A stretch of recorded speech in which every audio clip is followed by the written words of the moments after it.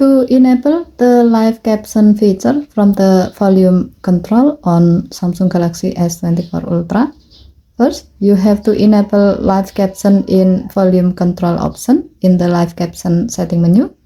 To do so, swipe down the top of the screen and then tap setting icon.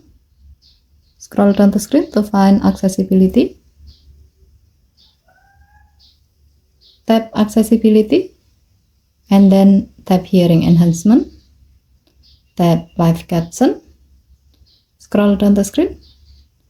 Under settings section, tap the gray on offset next to live caption in volume control until the switch turns blue to turn it on.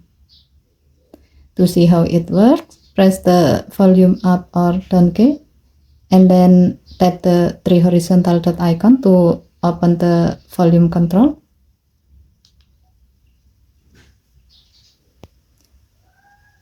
The live caption icon is now displayed at the top left of the volume control.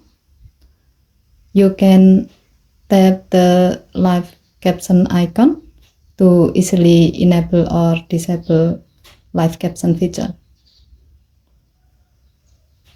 Okay, thank you for watching. Please help to like and subscribe. Have a nice day.